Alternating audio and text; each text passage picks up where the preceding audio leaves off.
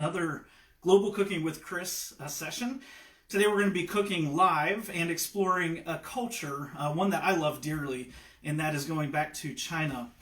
My name is Chris Ferguson. I am the Senior Advisor for Study Abroad Programs at High Point University in North Carolina. And I, if you're not familiar, had actually spent some time studying and living in Kunming, China.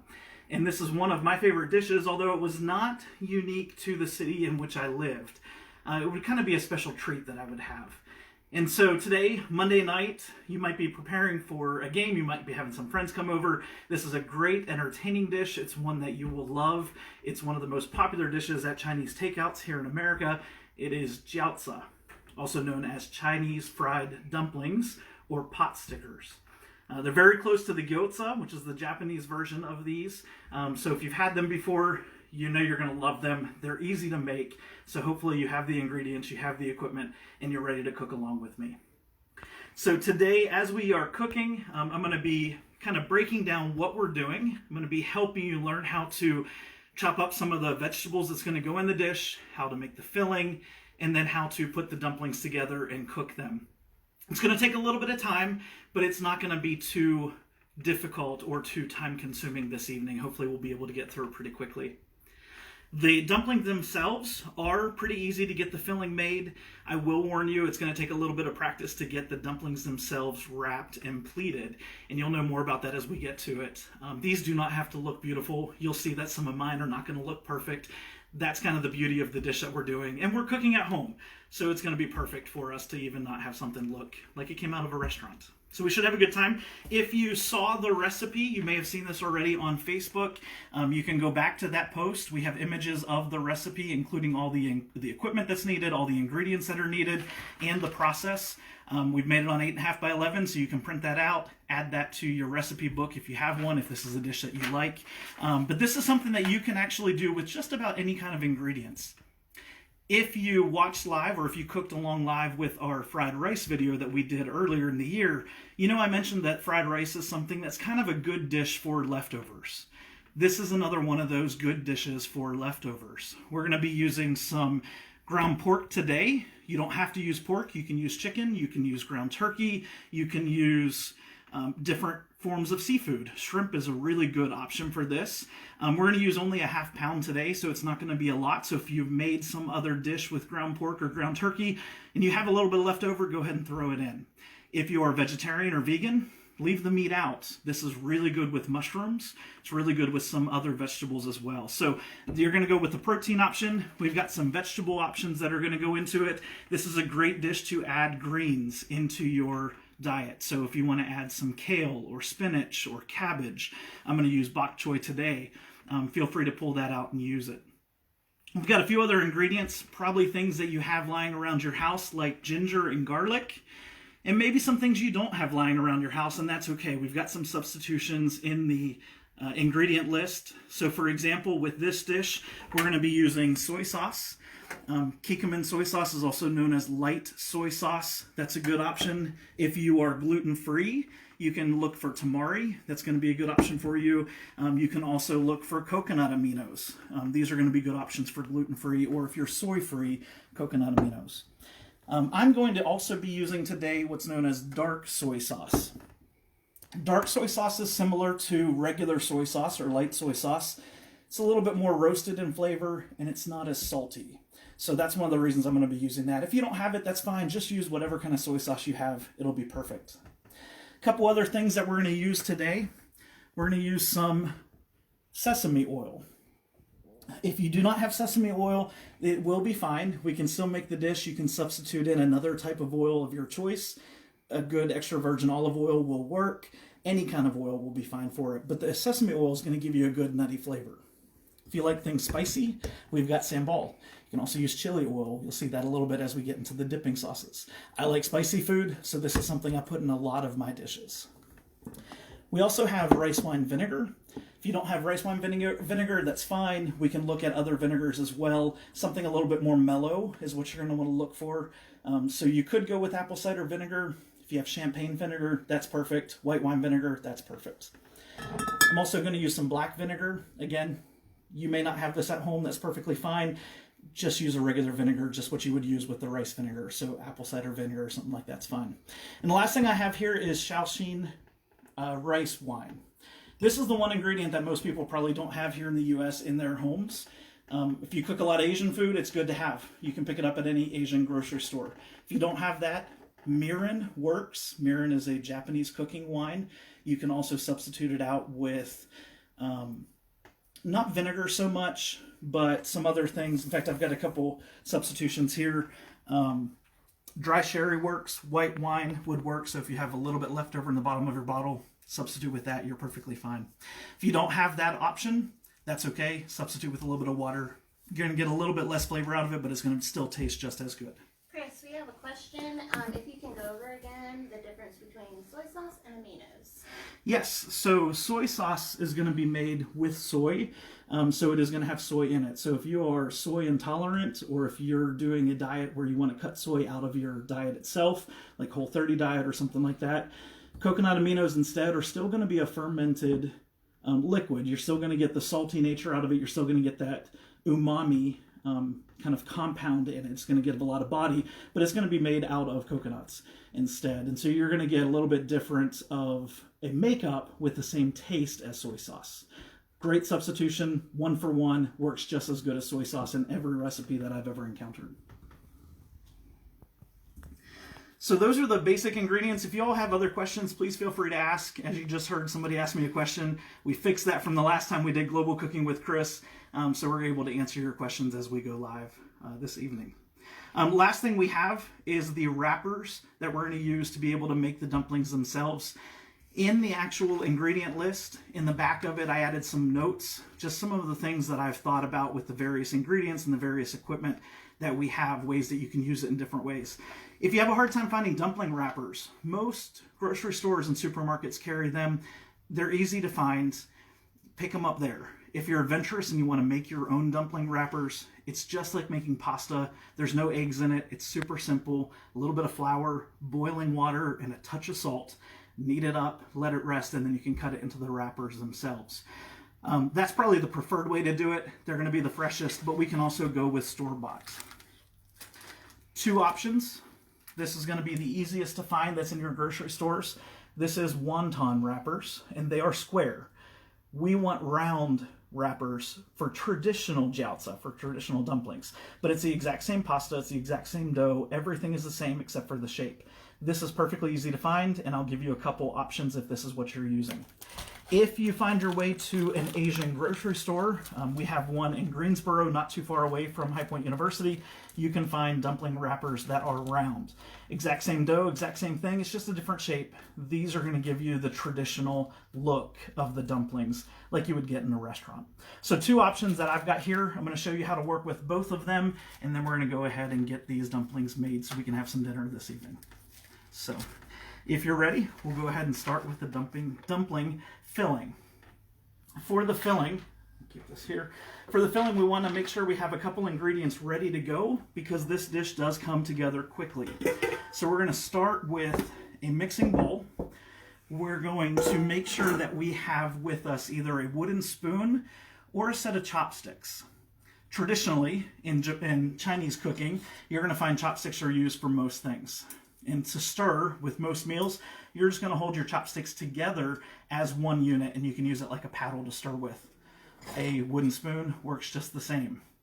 The one thing that we don't want to try to do here is use our hands. And the reason we don't want to do that is because it kind of makes the fat in the meat make the inside a little gummy or chewy. And we don't want that. We don't want to heat up the meat enough to cause it to change the texture of the dumpling itself. So we're going to be working with either chopsticks or a wooden spoon today. If you have a spatula will work fine as well. Whatever your poison is, you pick it, you use it, we'll be fine to go. So we're going to start with the mixing bowl. We've got our wooden spoon, or the chopsticks here at the side. I'm going to set the knife to the side. We don't need that quite yet. We're going to start with our ground pork. We're going to use a half pound. I have here a whole pound. So I'm just going to take some of it away and add that to the bottom of my bowl. And I'm just going to get it started to be mixed up. So there's the first option, or the first thing. Next, we're going to add into that a little bit of our seasonings and get the seasoning started. We're going to start with ginger and garlic. I've got a bulb of ginger here. You may have bought the whole, garlic, not ginger. You may have bought the whole bulb. You might also buy your garlic already chopped and minced. It comes in little jars. That will work just the same. Break into it. I'm going to pull out 2 cloves of garlic.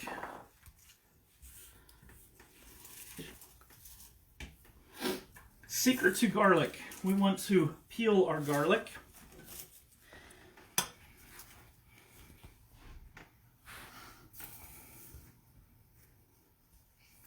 Get a clean work surface first. We want to peel our garlic. The easiest way to peel the garlic itself is with the use of our knife. We're not actually going to cut it. We're going to set our knife on top of the clove of garlic, and we're just going to hit the top of our knife. Don't have to be worried about this. We're not coming in contact with the sharp part of the knife. We're just going to use the back of our hand and just hit it a little bit. The idea is just to crunch it enough to break the skin away.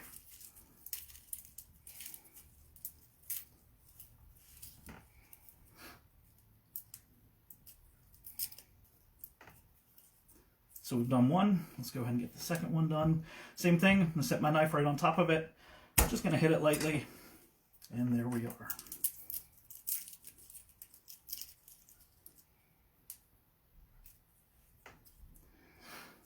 Okay, do y'all have your garlic ready to go? Okay. We're going to mince our garlic. To mince it, we're just going to slice it really thin, and then we're going to run our knife through it a couple times. Sounds difficult. It's not too bad. The only thing we want to do is cut off the root of our ginger itself. So I'm going to cut that off. We're not going to use that. I'm going to take my knife, and I'm just going to run it through the ginger lightly. Turn my ginger, and now I'm just going to rock my knife through it.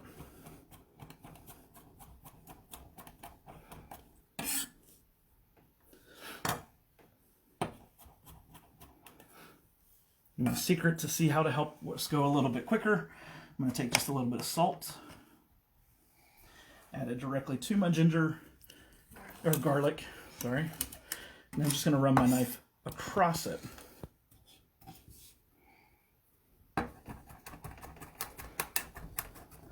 That helps it gets nice and fine. So there's one clove. I'm going to do the same thing with the second one. Go ahead and cook along with me at home.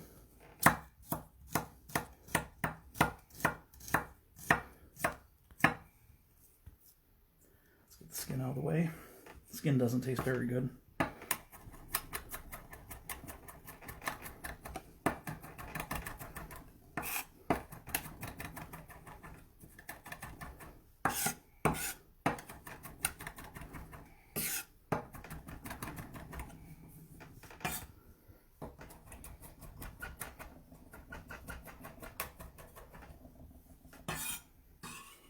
Okay. So I've got my 2 cloves of garlic here that I have minced. Doesn't have to be perfect. Just want to get nice little pieces so that when you bite into your finished dumplings, you don't eat an entire bulb of garlic or an entire clove of garlic. The difference between Japanese Gyoza and Chinese Giaza, one of the biggest differences is the use of ginger. Garlic. Garlic is not a main staple ingredient in a lot of Japanese cooking, especially traditional Japanese cooking. So you won't find that in the gyoza, but you will in the Giaza. Next, we're going to add some of our, now we get to the ginger. Now we're going to work with the ginger. We're going to want about a tablespoon or so of ginger itself. The ginger, we're going to do the same thing. We're going to mince it. And then we're going to add it in, stir in all the ingredients, and get it started. I'm not going to use the whole piece of ginger. I'm just going to use a little bit of the very end. You do want to peel your ginger, and the easiest way to do that is with a spoon. And all you got to do is just run your spoon across the piece of ginger.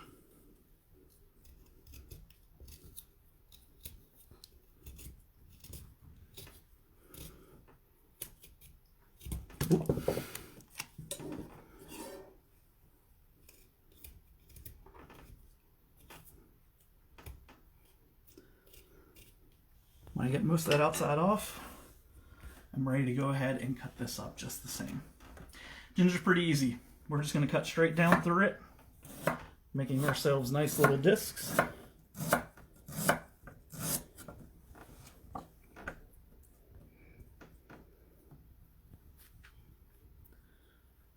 Going to line up our discs, and we're going to make nice little slices. These are matchsticks. We can turn it, and here we go with a nice slice. Use a peeler for that, like you would with a carrot, or no? That's a great question. You can.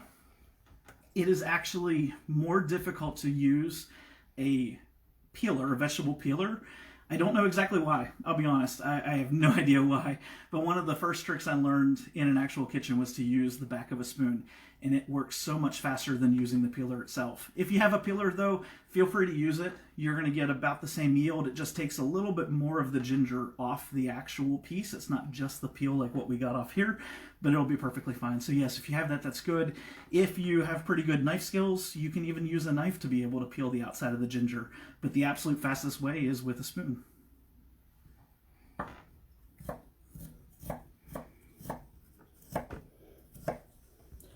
You'll notice one of the things that I'm doing as I cut this is I make sure that I keep my fingertips away from where my knife blade actually is. We call this a claw grip. The difference between this and holding it like this is we don't want the knife to come down and hit our fingers. So we always keep our fingers back. It's also nice because I can use my fingers to guide the knife. Okay. So I've cut up my ginger. Ginger is going to add a spice to our dumplings. We're not actually going to add hot peppers to the dumplings themselves. This is going to give it a spicy note. We're going to want about a tablespoon. I've got a little bit more than a tablespoon here right now, so we're going to measure that out. If you have a tablespoon, you can use it. If you don't, eyeball it. If you just put it in the palm of your hand, you should get enough, about a tablespoon. So that's about what I'm going to put in. Add it into the mix, and I am good to go with ginger and garlic. I'm going to clean up my workstation a little bit.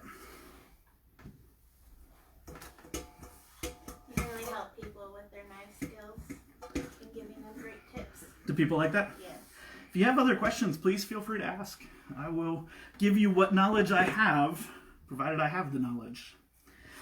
So we now have in our mixing bowl our ground pork, our garlic, and our ginger. We're going to add in some of our liquid. If you look at the ingredient list, I've given you the measurements that we're going to be using today. We're going to start with soy sauce, and we're going to add 1 tablespoon total of soy sauce. As I mentioned already, I'm going to use some dark soy sauce. I'm also going to use some light soy sauce. So I'm going to go back to my same tablespoon measure. I'm going to take some of my dark soy sauce. I'm going to fill that up about halfway. And then I'm going to use my light soy sauce and fill it up the rest of the way. If you're just using light soy sauce, perfectly fine. You might want to cut back a little bit on the salt when we add salt later on, but for right now, we've got about 1 tablespoon combined of soy sauce. Next, we have our rice wine. I'm using Shaoxine rice wine. This is a popular rice wine for cooking with Chinese foods. If you have it, great. If you don't, like I said, you could substitute it out with leftover white wine, some dry sherry. You could use a light vinegar. I'd stay away from the vinegars if you could with this. You could just substitute water. We're doing 1.5 tablespoons. So I'm going to go a full tablespoon and then follow up with a little bit more than half. Doesn't seem like it's a lot, but trust me, with the amount of liquid that we're putting in this, you're still going to get a lot of flavor from these small amounts of ingredients. Next, we have sesame oil. I'm going to use 1 tablespoon of sesame oil. Sesame oil is very strong. If you do not want so nutty of a flavor in your dish, add a little bit less. I would not add more than 1 tablespoon because the taste of it really can overpower it. So we're going to add 1 tablespoon total. And that is enough of that. If you are using ground turkey or ground chicken. That's going to be a very lean meat. You want some fat in there. So definitely add in the sesame oil. If you're not using sesame oil, you need to add in another type of fat in its place and add just a little bit extra, not of sesame oil, but of a neutral oil like canola oil or vegetable oil to give it a little bit more fat. So we've got that there. Last thing we're going to add in liquid-wise is some water. I've got 3 tablespoons of water that we want to add here.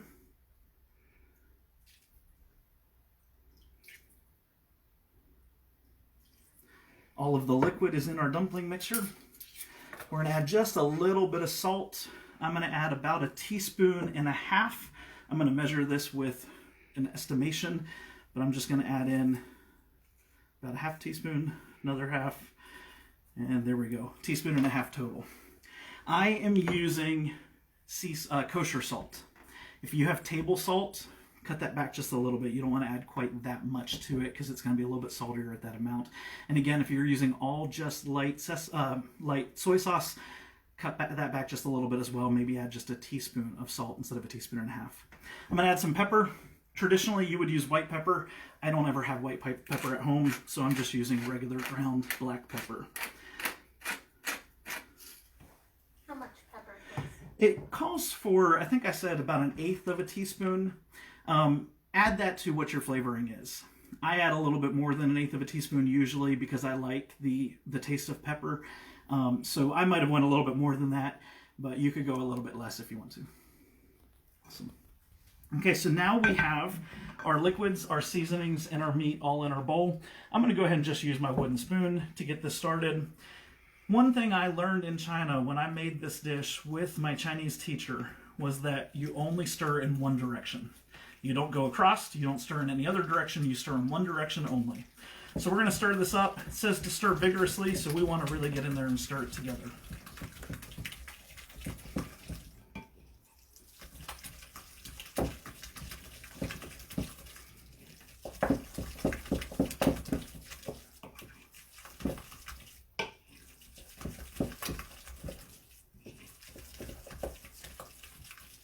Okay. If you're cooking along at home, this is about what you should have at this moment. We're not done yet. We've got to get our vegetables in there as well, but this is the start of the dumpling filling.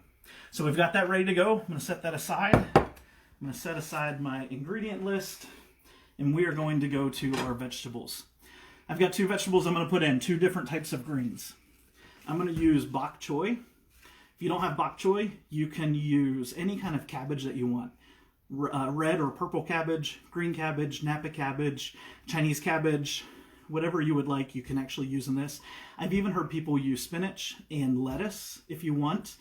Kale is great if you have a little bit of kale left over from a salad, especially if it looks like it's starting to wilt. Because we're cooking this, feel free to use that. Use the leftovers as long as it's still good. Doesn't have to be perfect. We're going to use about 2 cups of I think there's a little bit of a technical difficulty there. You may have been watching me, I have no idea. I'm not the best with technology. So we're going to continue on with that. If you missed what I was talking about, we have greens that we're going to put in, about 2 cups total of greens. I'm using bok choy, baby bok choy. So I'm going to go ahead and start just chopping this up pretty finely. I went ahead and cut the end of the bok choy off. I'm going to separate out some of the leaves to make it easier. I'm just going to stack them up. And that way I can then run my knife through it a couple ways.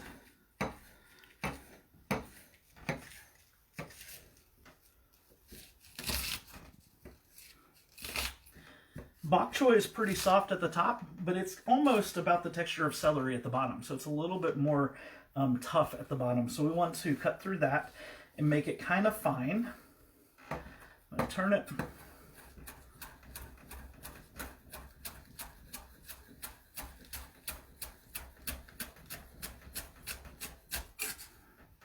Okay. Now I'm going through this kind of quickly. Don't feel like you have to go quite this fast as you are chopping. The idea is to have fun and to go with the skills that we have in the kitchen. But we're just going through, running our knife through it, making it nice and small. Okay, that is not quite enough, so we're going to finish cutting up the rest of this bok choy. I'm going to go ahead and put this in just to clean up my kitchen workspace. And I'm going to do the same thing I just did. I'm going to run my knife through some of the soft greens.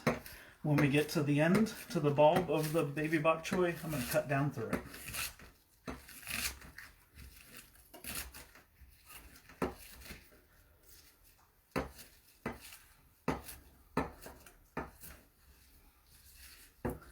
Turn around.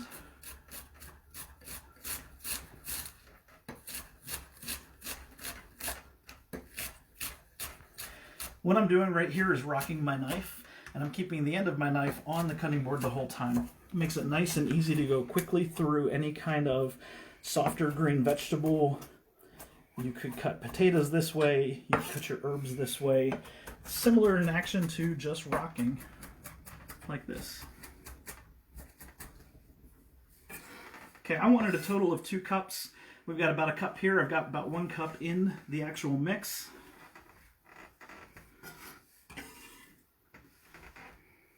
That does it for our greens, for our leafy greens. The last thing we want to add in is some green onion.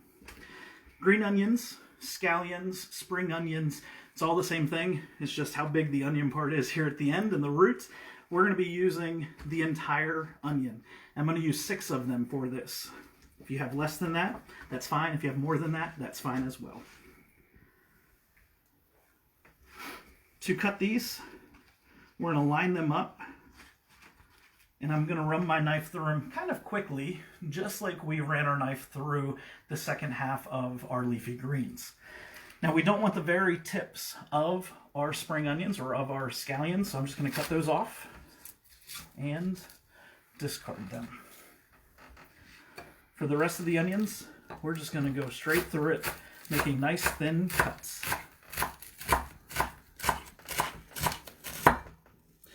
If you feel like using a knife to do this is a little difficult, you can also use scissors and just cut straight through them. Maybe not cutting all 6 onions at one time, but you can definitely do that as a nice little easy trick to cut through some vegetables.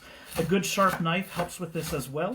If your knife is a little dull, sometimes the actual onion pieces won't cut all the way through. So a good, nice, sharp knife is going to be the safest and going to help you cut these the easiest. And as I mentioned, we want both the whites and the greens, but we don't want the hairy ends.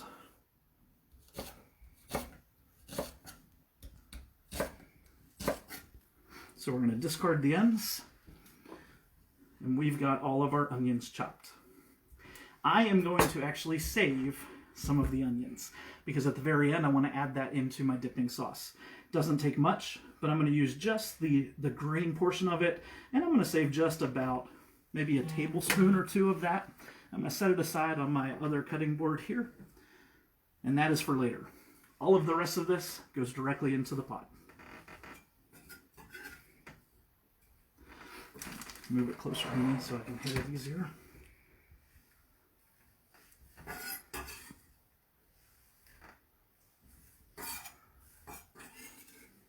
How are y'all doing? Are y'all keeping up? Do we need to slow down? Perfect. Okay, we're done with our knife for now, so I'm going to set it aside. I'm going to get my mixture back up on the cutting board, and we're going to go ahead and mix this together. Sticking with true Chinese fashion, we're going to continue stirring in the same direction, moving only the same direction. I don't know why this is the case, I'll be honest. I just know this is what we have to do.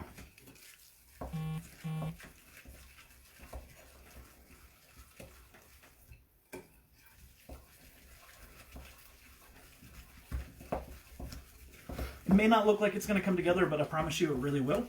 And soon we will be able to fill these up and cook them.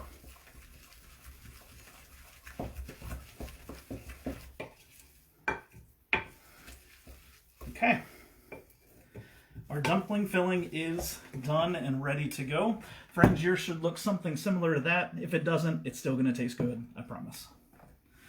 Let me clean up my cutting board one more time.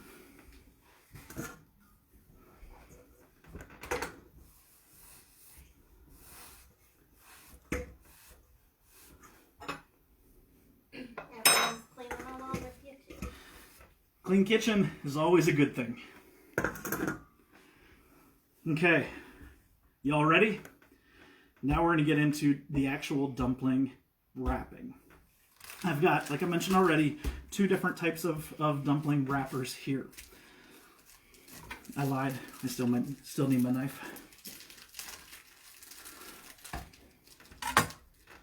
Okay. So, the first type of dumpling wrapper we have are our wontons.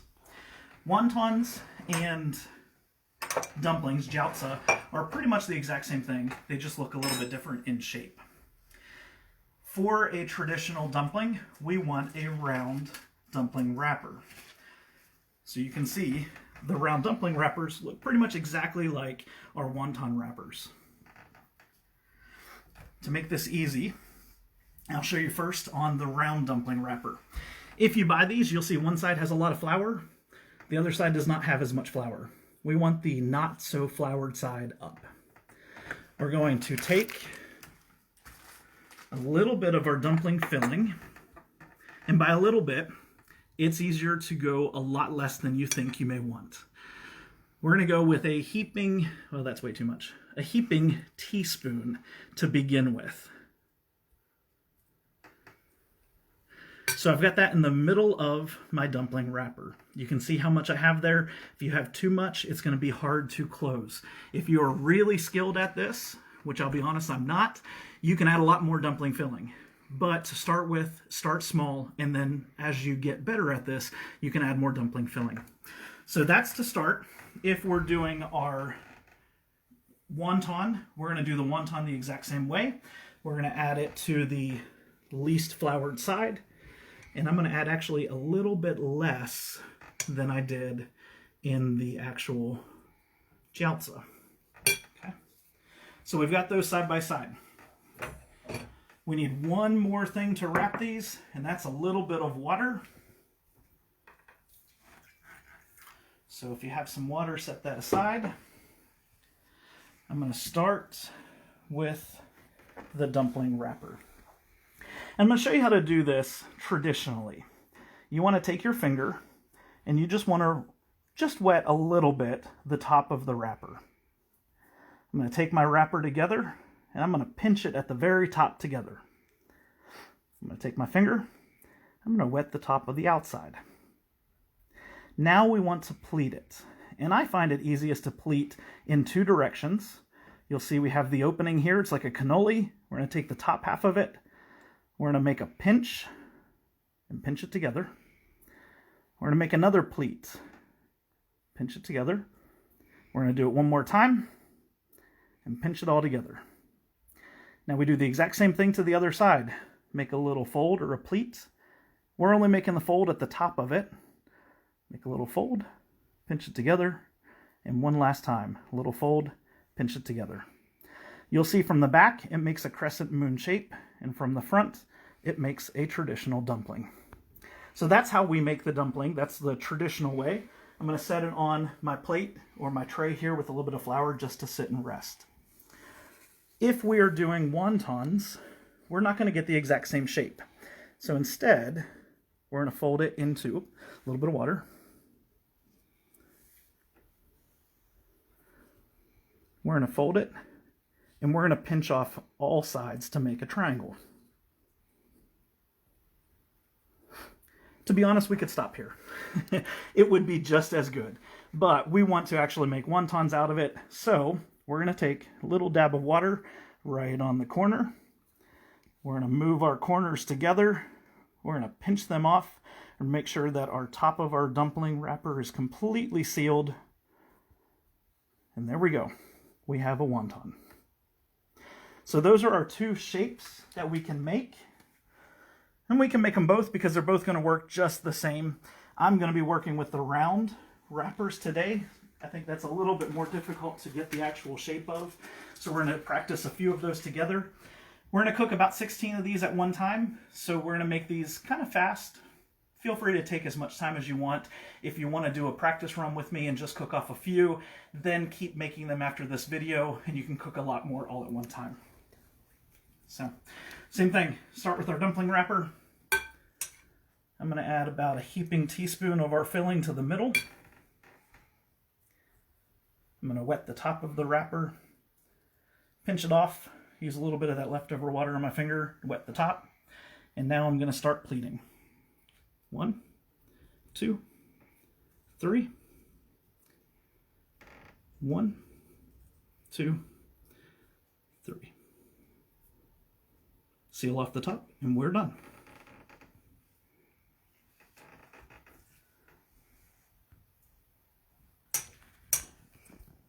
When I was living in China, our language teacher came over to our apartments, one of the apartments of one of the students in my class, and she showed us how to make these. They were the most beautiful, intricate dumplings I've ever seen. And then there were all of ours, the students in the class. And they definitely did not look anywhere near as perfect or as pretty as hers. But I will tell you, in the long run, they all tasted the same. They all tasted delicious. And especially when they're homemade, you can take pride in that. So if they don't look perfect, that's okay. Most of mine are not going to look perfect, but nobody's going to know in the long run because we're going to cook them. We're going to eat them together. How are y'all doing? Are you guys doing good at this?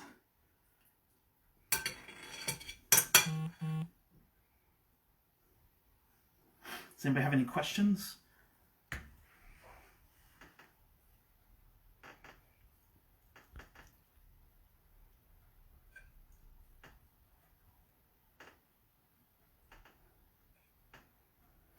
Have you guys figured out an easier way to fold them up?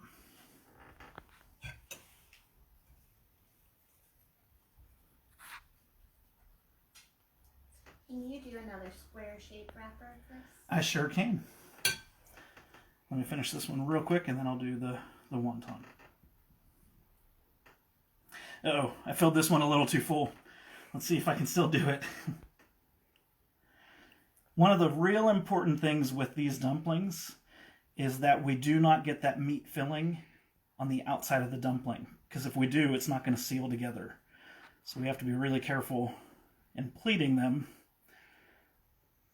I got it. Okay, let's go with the wonton.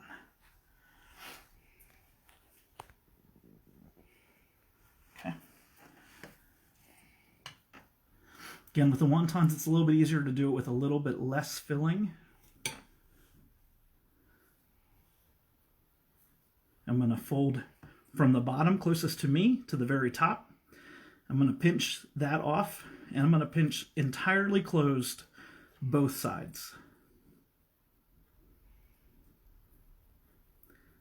That leaves us with a type of ravioli. Now we can take this, and we just want to make a crown by pulling these sides together to make it stick. We're going to get a little bit of water there. Wrap them around. Uh-oh, got a blowout there. We're going to wrap it around. Feel free to leave the top up if you want, or bring it down. That's kind of the traditional shape. But that is the wonton. We'll do one more.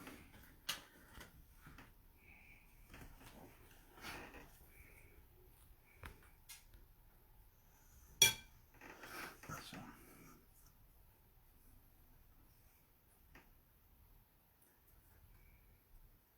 Fold up. Pinch off both sides, making a triangle.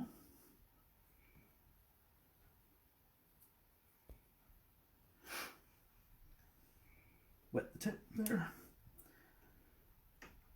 Curl them together around your finger, and you are done. How easy is that?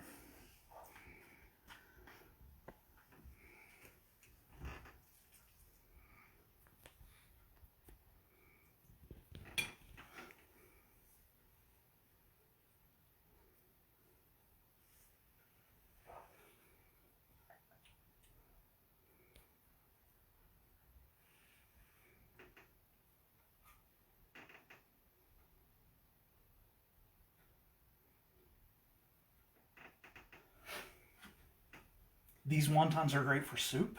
You may have had wonton soup as you were out at Chinese restaurants or takeaway. If you just make a simple broth with some vegetable broth, you can even buy the boxed or the canned broth. Add a couple vegetables like some garlic, piece of ginger to it, a little bit of leafy greens like bok choy. You don't have to chop them up, just cut off the leaves so that they're kind of will wilt down like spinach would. And then float these in them. They take 3 to 4 minutes to cook from boiling, and then you have soup. You have wonton soup. Carrot is good in that as well.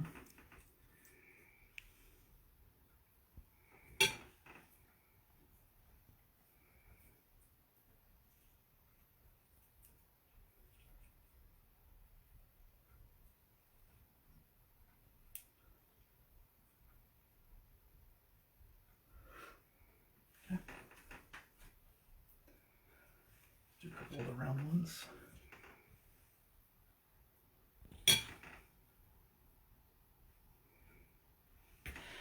If you are not getting the pleating, honestly, with these, the shape doesn't have to be perfect. You could even just take them and just pinch them together.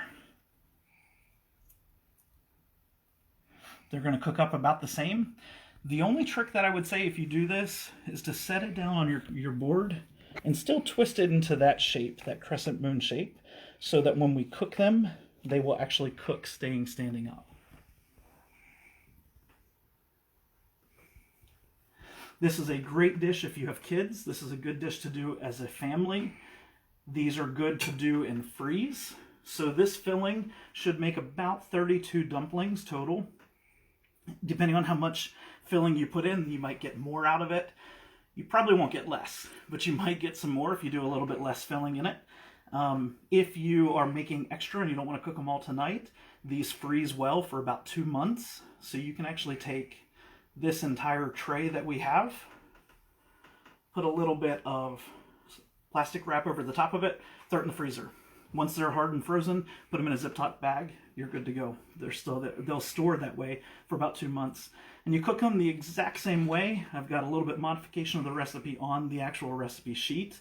It takes just a couple more minutes because they're frozen when you cook them that way. Kristen said they're almost too cute to eat. They are too cute, but they will taste so much better once we cook them. Please don't eat these raw. And to think, I can't do them perfectly, but yet they still look good.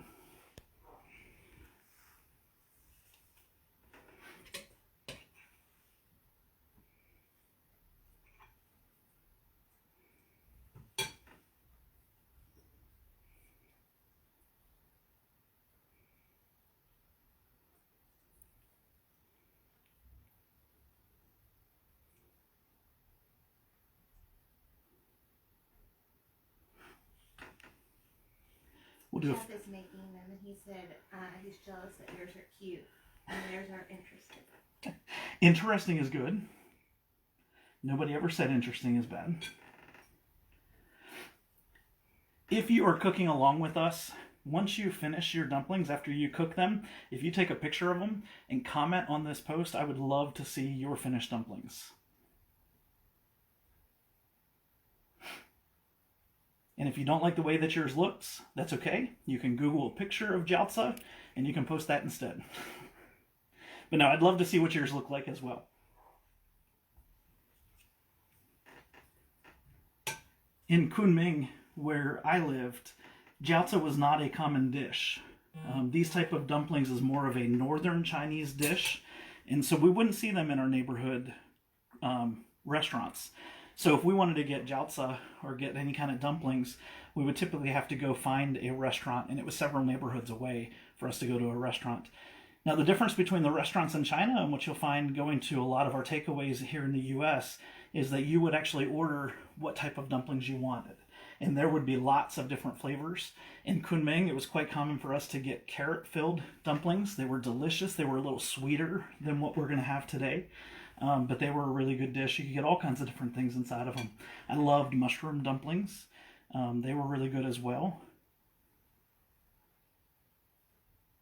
My favorite dumplings, though, were late at night. The streets would kind of come alive, and you would see street vendors all over. There are different kinds of food options that they would be making. They would only usually specialize in like one thing. And so you could have people who would make Shaoxine, which was grilled meats and vegetables, barbecued right there in front of you. That was one of my absolute favorites. But there was quite a few people who would make these dishes. They would make these Giaza, and they would actually serve them to us, not on a plate, but they would serve them to us in a little thin plastic bag, about as thick as your produce bags are here. They'd have a couple holes at the top of it, just big enough for you to slip your fingers through it, and they would actually give you, instead of chopsticks to eat them with, barbecue skewers. And so you would just use these skewers to eat these dumplings out of a bag. You wouldn't have any dipping sauces. Instead, they would pour the dipping sauce of choice over the top of them in the bag. They were just delicious. Kristen would like to know, are sweet dumplings a thing, or is it normally just savory? I never really had sweet dumplings, so I don't know. There could be, one of the things that's nice about, especially as you get into fusion cooking, Asian fusion cooking, is you could really fill these with anything you want. I know some people who will, for catering, make like steak and cheese dumplings. So you could really fill them with anything. They would be good. Think of any kind of ravioli, like an Italian pasta. Anything you put in them, it's about the exact same dish. It's just cooked in a different fashion. What I found in China, though, was that we didn't have a lot of desserts. We didn't have a lot of sweets. And so traditionally, most of the restaurants would do more savory. At least that's what I know of. If there were sweet ones, none of my friends ever took me to get sweet dumplings. So shame on them for that. We're going to go ahead. Feel free to keep making your dumplings. I'm going to put my dumplings in the wrapper. I've got enough to be able to cook, so we'll go ahead and cook a batch so you can see what it looks like, and then that way you can take the rest of your night and continue to cook. I've got a slightly damp towel. I'm just going to cover those so that they don't dry out. These are fine. These can dry out for now. It's not a problem at all. So I'm going to move the meat product away for now, and we're going to go ahead and get ready to start cooking. These cook up pretty quickly. So I have here a non-stick skillet. You can use any type of skillet that you want, as long as it has a lid that fits. It doesn't have to fit tight. You can see mine wiggles just a little bit, but it has enough of a seal that we can actually steam these dumplings. So we're going to keep the lid off. We're going to start the cooking without the lid on. I'm going to start my fire on my stove. And I'm going to start getting the actual pan hot. I am cooking right now on a medium-high heat. Medium heat is fine. It's just going to take a little bit longer to cook. The base of the pan, we want to get a little bit of oil. I've got just basic canola oil here. We're going to cover the bottom of the pan just a little bit, a couple tablespoons. It does not take a lot.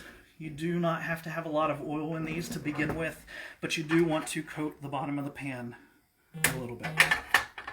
Now I'm cooking on gas, and the gas is going to heat up a little bit quicker than if you have an electric stove.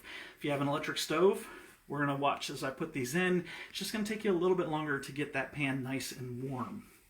Before we add any food, for the most part, to any pan to cook, you want a hot pan. You always add food to a hot pan. So we're going to make sure that this heats up a little bit. If you watch the fried rice video, I gave a little trick on knowing when your oil is going to be hot, and that is where the oil starts to shimmer, almost like the waves coming in on the ocean. So if you've been to the beach and you've seen those little tiny waves ripple up at the end of the sand, that's exactly what we're looking at in the oil. Should folks use a non-stick, Chris? Does it matter? It does not matter. Traditionally speaking, these would never be a non-stick skillet. This would be actually with a stainless steel skillet or a carbon steel wok. Actually, traditionally, it would have been a wok. Feel free to just use a stainless skillet if you have it. I'm using this pan, which is non-stick, solely for the fact that this is the only pan that I have that has a nice lid to it that fits well. If you don't have that, if you don't have a nice fitting lid, there are tricks. You can take a sheet pan if you have one that's big enough to cover the whole thing. This one is not, but you could use a sheet pan to cover it. You could use a plate if it's big enough to cover it.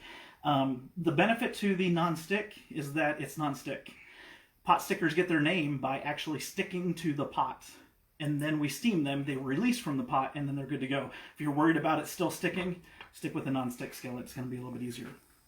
If you look right here in the oil, I'm moving it around a little bit, but you might be able to see some of that shimmering that I was talking about, where it looks like it's rippling. Friends, this is now hot. So we're going to go ahead and add in our dumplings. To do this, I'm going to add them in a ring. I'm going to start with the traditional shaped ones. And you can see it's already starting to cook. I'm going to start with it at the handle of the skillet, just so I know what is what. These can almost touch. You could actually let them touch if you want to. It's not the end of the world. Here, I'll do the one that's not pleated, just so you can see what it looks like when it comes out as well. Some of that oil over.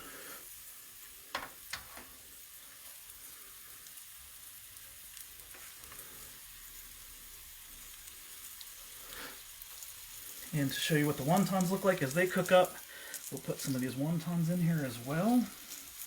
A little bit more of that oil in there.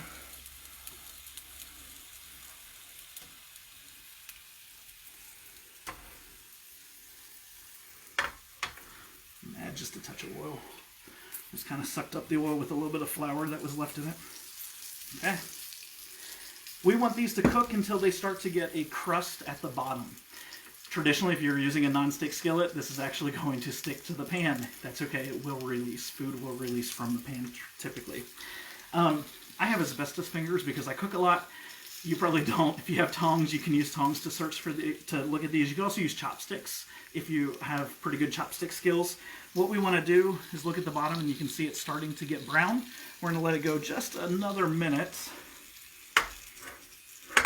Add just a hair more oil into it.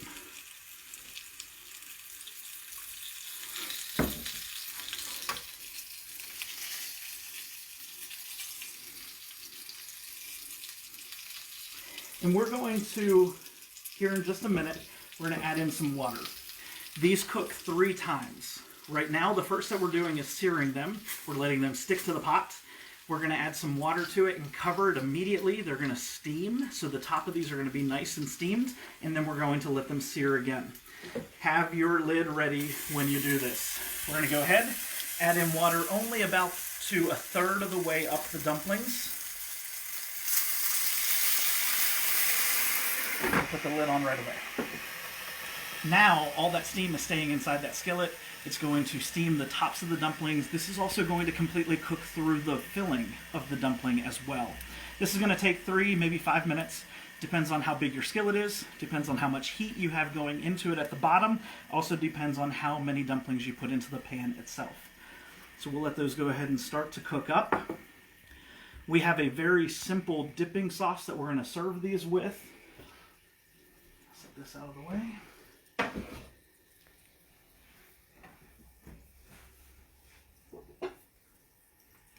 So while that is still steaming, I can see that it's still boiling a little bit inside of it.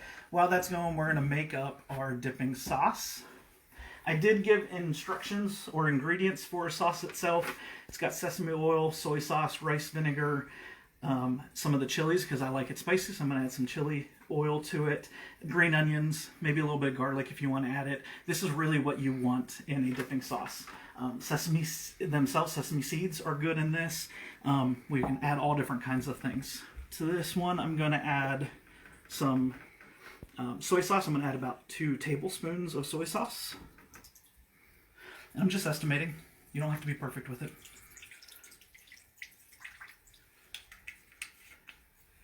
I'm going to add just a teaspoon of sesame oil. Do not add too much of this. Please do not add too much of it. Start with a ½ teaspoon if you want to. I'm just going to do a quick splash, and that is it. Okay, my dumplings are still boiling away. There's still water in there. We're going to let that continue to cook that water out. We're going to go back to our dipping sauce since I've got a little bit more time. I didn't want to let that go too far because I don't want to burn anything. So I'm going to come back to the dipping sauce. I have 2 tablespoons of soy sauce. I have about a teaspoon, actually a little less than a teaspoon of sesame oil. I also want to add into this a little bit of rice vinegar. You can also do black vinegar. I'm going to add about a teaspoon, maybe 2 teaspoons into this. I'm not going to measure it. If you want to measure it, please feel free to. But I'm going to do just about 2 little splashes. Chris, can you go over what you added to the sauce after the soy sauce real quick? Yes. So with the soy sauce, I added 2 tablespoons of soy sauce. And you could do any soy sauce you want. If you want to do tamari, if you want to do coconut aminos, if you want to do gluten-free soy sauce or regular soy sauce. I added 2 tablespoons of soy sauce, light soy sauce. And I did about a tablespoon of sesame oil. Probably a little bit less than a tablespoon, but about a tablespoon of sesame oil. And then I added in about 2 tablespoons or 2 small splashes of rice vinegar. And the last thing that I'm going to add into this is some of our spices. I like spicy food. I don't know if my friends that are here with me right now like spicy food, so I won't go overboard with the spice that I have, but I'm going to go ahead and add that into it. So I'm going to add, because I'm not going to make it too spicy, about ½ a teaspoon. Chris, how much water should they put into the pan after the dumplings are brown? That is a great question. It depends on your pan and how many dumplings are in the pan. The rule that I use is to add no more water than the volume. Let's see how I say this right. Use only enough water that it goes up no more than 1/3 of the way up the side of the dumplings. So that could be a few tablespoons. If I crowd this pan full of dumplings, I add about 3 tablespoons of water, and that's about it. But with the number of dumplings that I had in there today, I probably added close to 1/3 of a cup. So it all depends on your pan and how many dumplings you put in it. You want the water to go no more than about 1/3 of the way up the dumpling. That gives it enough time to cook the filling on the inside and steam the dumpling wrapper completely on the top. So I'm going to go back, I'm going to check. We're almost to the point of taking our lid off. I'm going to go back to my filling here. I'm going to grab a couple chopsticks to stir this up with. If you like a sweeter filling, or a sweeter dipping sauce instead of a spicy dipping sauce, don't put the sambal in, don't put the chilies in. Instead, maybe put a pinch of sugar into it. You'll find that actually in quite a bit of sauces. How about honey? Honey would work as well. Yeah, honey would be good. And honey actually is something that you would find in Chinese dishes. So that would be actually something that would be really good to go along with it. Last thing I'm going to add into mine are the reserved green onions. Mix most of them. Stir that in. And that is my simple sauce. You could add more to it. You could add garlic, you could add ginger, you could add a lot of things, but that's where I'm going to stop with that one. I'm going to come back over here to my dumplings. I'm going to take my lid off the dumplings. And as you can see here, there's still a little bit of moisture in it. It's not a lot of moisture. It's almost boiled off. This is the end of the cooking. We're almost there. We're going to let them finish cooking off some of that liquid.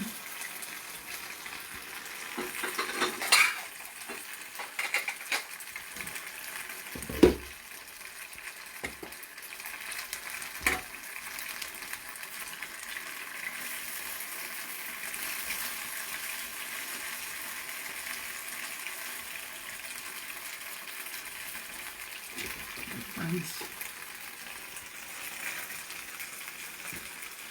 our dumplings appear to be done.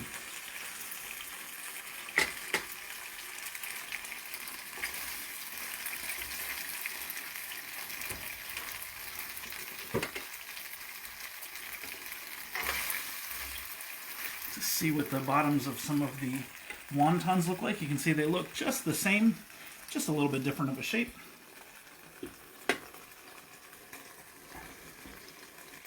Of course, you don't have to turn these upside down, but we just put a nice crust at the bottom of these. We want that crust to be there. Why not show off some of that work that we just finished? Okay, I turned off my heat. I'm going to let those sit right there. We'll get our sauce ready.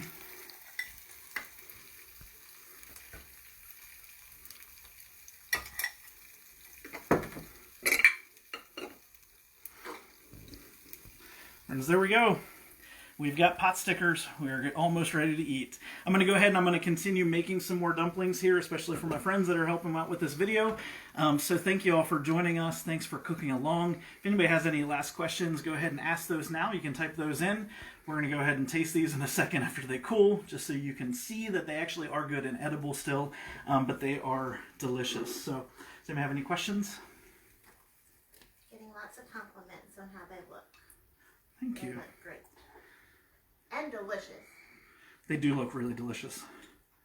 Y'all, I'm kind of hungry. I won't lie.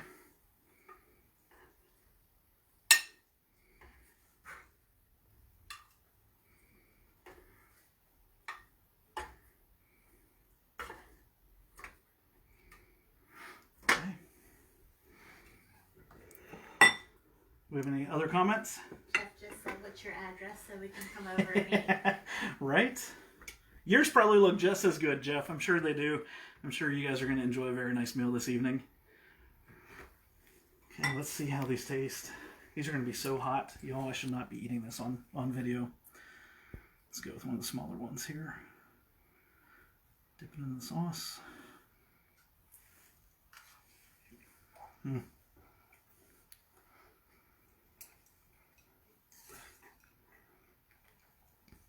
Those are exactly as I remember them in China. Friends, these are delicious. Please enjoy. I hope you enjoy the meal. Make them however you want to. Any fillings that you want, any ingredients that you have lying around the house. This hopefully is going to become a staple inside your kitchen. They freeze well. Freeze them before cooking. Take them straight from frozen. Put them straight in the pot. Cook cook them the exact same way. It just takes about 5 minutes longer because they're frozen. They got to thaw, obviously, while they're cooking. Great late night meal. We've been doing this now. Actually, it's been an hour. It's been a little longer than I thought it was going to be, but this is wonderful. You guys will enjoy it. Keep cooking all night long. Thanks for joining me tonight on Global Cooking with Chris. Hope you enjoyed it. Hope you cooked along. Have yourself a wonderful day. Thank you guys so much.